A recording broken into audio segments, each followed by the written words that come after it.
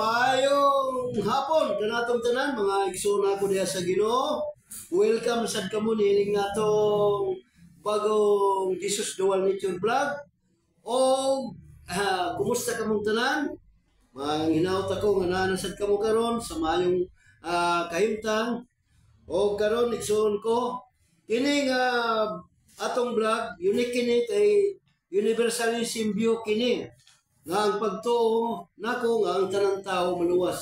O walay grupo kini o iglesia nga nagpaluyo niini kundili ako ala ni ka og galingon nga spiritual insight. Mga opinion ni kini nga nakabase gayud diri sa Biblia. Daily word. Boy no ikson ko ngadto dayon kita niini nga kung ipambit kaninyo. Ni ako ipambit kaninyo, abi ninyo. Kadaghanan kanato kaninyo mga igsoon ko, bisan pa gani kini mga pastor, nga wala masayod, nga naay upat ka klase nga mga teolohiya na bahin sa kaluwasan, salvation. Okay, nga nahimo sa mga theologian labi na niadtong panahon sa Reformation. Ato dahil nagtuon, upat kini sila, nga gitawag nato ni nga hantod karon gitawag ani unahon ato Arminianism theology o kay kan kuan man na Arminian na si Jim Arminian. So, okay, ang ikaduha Calvinism view o theology kang John Calvin. Ang ikatulo Universalism view. Ang ikaupat International Trinitarian view. So, maunay upat igsuon ko nga mga atong pagaisgutan nga naghisgot bahin sa kalawasan nga kamo igsuon ko paminawan ni nga diin ba mo nga grupo ani bahin sa kaluwasan ang inyong gisunod niini. Atong tasagtag saon unahon nato ang Arminianism view kung unsa ni siya. Ang kining Arminianism view igsuon ko mao kini ang nga nagingon nga pagtuo nila ninyo nga ang kaluwasan naa gyud kondisyon o nga kinahanglan nga motuo ka kang Kristo sa ebanghelyo o sa ebanghelyo nga namatay na banhaw o namatay na banhaw og mobalik siya ngani sa kalibutan aron sa paghukom sa mga buhi minatay. Mao na ang dili mo tuo di gayud maluwas. Ug daghan kayong teksto o palanguyon dito sa kalayo nga impierno nga walay pagkatapos. Mao nang Arminian igsoon ko og kadaghanan kaninyo igsoon ko nga mga Arminian na wala mo masayon nga Arminianism na. Bueno na ay mga reform na pero kasagaran mga evangelical mao na ang ginatuhan nga maluwas ka lang kung mutuo ka sa kang Kristo. Kung di ka mutuon nan, di ka maluwas. Okay, di ba? Okay na. O apil ka na ang kadaghanan usab nga mga kulto. O mga kulto nga mga grupo nga di gani ka mutuo nan impierno ka sa literal nga kalayo. Okay? Ang ikaduha nga theology nga kung ipambit ka ninyo, mao ka ng double predestination kang John Calvin Calvinism. Okay, nga nagtuo nga wala ka pa matao, predestined ka na. Sa wala ka pa matao, wala, predestined ka na ngadto sa kung ikaw duha man na double predestination.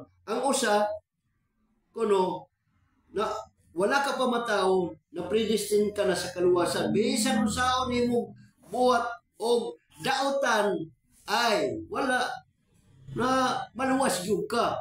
Ang isa na po gidumol man ni kang John Calvin na nagingon wala ka pa matao o predestined ka na ngadto sa impierno. Bisan usaon nimo buhat og matarong ana di gyud ka maluwas kay impierno gyapon ka langoy ka sa impierno. So mao ni sa panahon nila sa sa itong century ni sila, kalimut ko.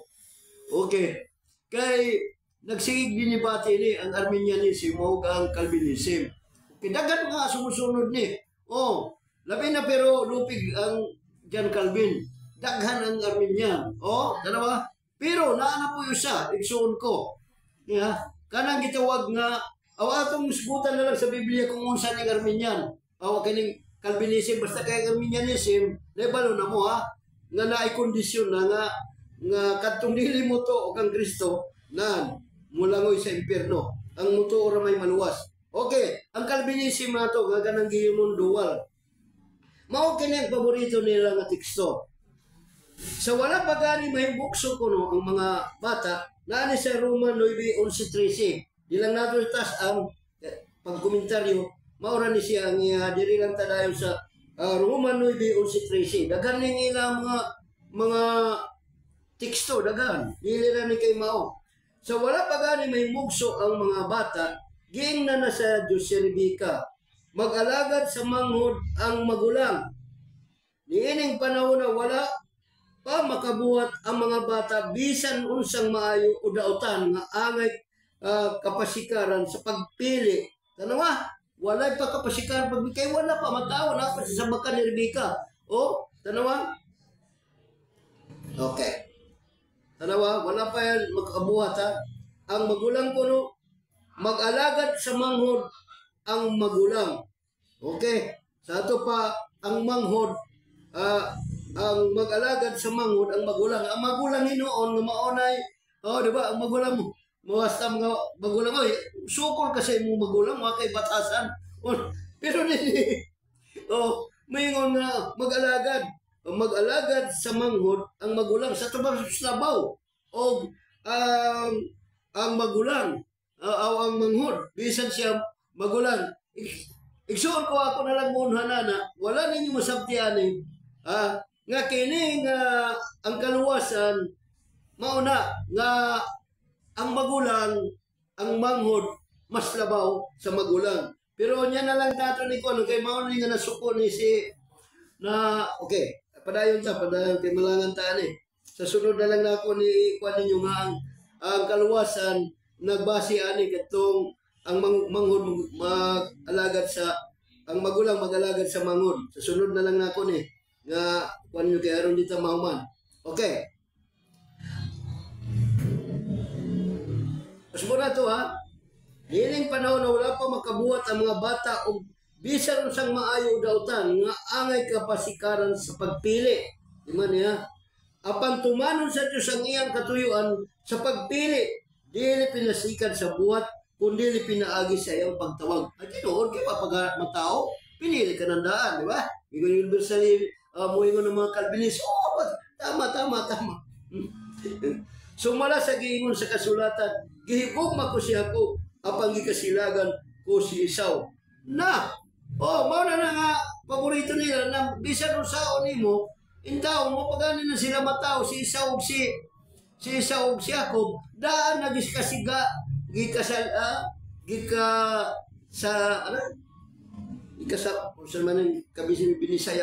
gikasilagan ko si Esau. Gihigugma ko si Jacob. Ang gikasilagan ko si Esau. Wa pagani sila nabuhat. Mao na predestination. Pero igsuon ko, mao na sa sunod ani nga ako ako may baong gumon sa ibuti pasabot ni sa Ginoo. Kay kini nganong nasuko si Esau kang Jacob. O kaya ang dapat unta na sa ilaha ang birthright dito gyud kang Esau kay firstborn ang mga panalangin. Pero igsuon ko giilad man ni Jacob si Esau nangadto kang Jacob ang bueno bisan wala ilara ni Jacob si Esau ang ilang amahan nga si Isaac daan na predestined na bisan unsaon wala kay mabuhat kay predestined na. Mao na ang pagtuo sa Calvinism nga dual nature. Ang sunod, igsoon ko nga ako kay upat niya, ang universalism na po.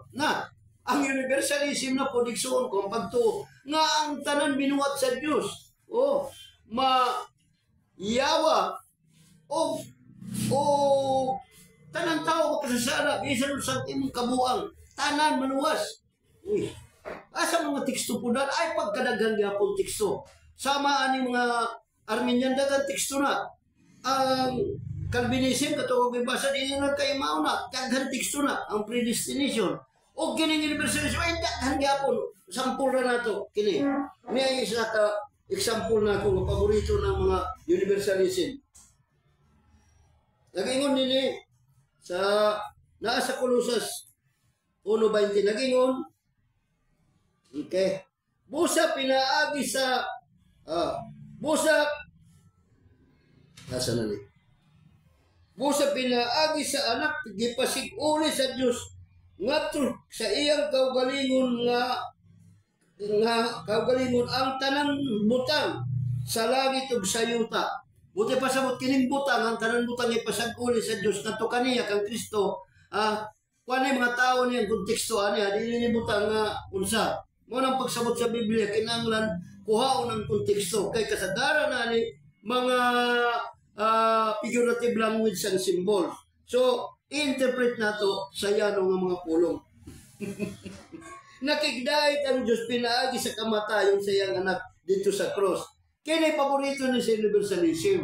Pero kung pangutanon nako, kaya nag-ingon man nakigdait man tanan. Hasta siya ang mga demonyo apil to. Kung akong pangutanon na sila, kaya makiglibati sa isa ko Pero ito man universalista ko. Moingon ako, sa unsang paagi, gipakamatya sa pag-reconcile sa tao, sa gibuhat, pinaagi sa iyang dugo. Pinaagi sa iyang dugo, gihiusan ni Jesucristo, gi-reconcile ang tanan mga butang, mga binuhat, sa langit o yuta. Mao na ang gingon, na, sa unsa, pinaagi sa iyang dugo, na ang iya lang gi-reconcile sa iyang dugo, ang mga tao, mao na ni. Ang ako gingon sa Jesus wal ni cure. Niya tinuod siya nga tao, nagpagkatao siya, nahimo siyang kalag, ang kinabuhi sa mananap ug ang mananap og ang tao, ang iyang kinabuhi igsuon ko naa sa dugo. Nasa Leviticus 17:14 na. Gitawag na sila nga kalag. Okay. So si Kristo nga espiritu nahimo siyang kalag kaya ron pagkamatyan niya ang tanan tao o ang tanan kalag sa iyang kalag nga walay sala. Tanawa kay nakasalaman ng tao ang kalag sa tao, iyang pagkamatyan pinaga siyang kalag. Mao na siya ang karnero sa Dios nga magwagtang sa sala sa kalibutan. Okay? Pero puhon gyapon na siya kanya pamanta sa may kamanayatayon nga lawas. So mao ni ang universalism. Napag-isa kay upat kini. Nga nailagyo ni ilado ni suon ko. Ang kanana pod nga Incarnational Trinitarian Theology. Okay, murag bago-bago ni ang Incarnational Trinitarian Theology. Og mao ni ang gisagop sa Grace Communion International kung diin ako naisakop. Apan, igsuon ko, independente ako bisan membro ako na dili ang tanan nga gitudlo diha sa Grace Communion International nga muhimin na lang ko. Di man kay critical thinking ta. Dili ta gusto nga maguyon-uyon ta kung kinsa na nga mga bright diha nga mga doctorate nga unsa diha mga theologian dili ko mo to diretso anak nila. Kaya musupak ako kay ako man ang questionon. Kining Incarnational Trinitarian may pagka-universalism ni. Pero dili mo yun. Kanang nga mo ang grupo sa GCI. Kay ang universalism, kung may kung nga universalism, ang nailamang good kayo, ang kanang astang yawang maluwas. Pero kung pangutanan na ang tanan ng mga teksto niya gigamit sa Incarnational Trinitarian Universalism, pareha na sa universalism. Kung pangutanan na ako nga parehaan ng akong gingon kaniya sa usang paagi nga gipakamatyan ni Kristo ang atong sala. Pinagi sa iyang dugo kay dili mo ingon nga sayo dili man pud moingon nga dili sakto. Pero naagi ko yung gipangutan nga amo ang di basta-basta nga theologian. Pag ingon ako, wala nang moingon gipangutan naman ako na moingon siya, I don't know. Oh, kay gipangutan naman ako, apil bang yawa? Oh, I don't know. So ako ginan sa paano pagi, ang Colossus 20 nga paborito sa mga universalist. Bisan pa igsoon ko ang kanang Incarnational Trinitarian theology, dili lang mo ang kunya universalist, pero ang mga tekstong gipanggamit pareha sa universalism. Okay? O gani sa mga critics ana nga moingon nga hopeful universalist kaya pagtuon ni ining akong gipasakupan nga GCI nga pohon tungod sa gugma sa Dios, maluwas yun ang tanan butang. O butang kay ang iyang pagtuo nga ang butang apil lang yawa. So supak ko ni ana igsuon ko. O karon mga igsuon ko, kining upata sa inyong paminaw asa may murag mas sensible, mas makaturuan, mas logical. Okay? Dili kay ingon weirdo. Ha, bahin sa kaluwasan ha? Oh, bahin sa kaluwasan. Kung imong tanawon ni may pagka-weirdo ang Arminian. Oh, kayo sa para gugma man kahang Dios. Unya panglabay dito. Wala na, di ko mutuwa na. Oh, word na. Oh, word na. Ang Calvinism nga dual Calvinism ay sus word mas worse pa na nga pagka-word. O daghan nga teksto puro na manang debate na. O ana. Di gyapon kumutuo. Kaning universalism nga stangyawa ana mao gyapon. Ang Incarnational Trinitarian nga kaakong gipasabukan murag arang-arang. Pero akong gi-repair. Nganong gi-repair? O gi-repair na ako na kay international man kahana akong na-discover na ako nga tungod kay ang lens may balutan kay si Kristo gyud ang atong tan-awon bahin ang tanang kamatuoran tuwa gyud kang Kristo igsuon ko sa iyang pagkatao. Okay? Sa iyang pagkatao karon kay dual man ang iyang pagkatao. Okay. Gitawag na ako ni Jesus Dual Nature Theology na ako'y vlog na sa Facebook page, personal vlog na written in English. Kaya kana mga Bisaya, pasensyalanay ka mo. Okay. Diri lang ka mo kung gusto mong English, dito mo sa ako ang Facebook page kay diri sa vlog na to, Cebuano na ni. So, kana universalism ang Incarnational may pagka-universalism ako pero walay labot ang yawa.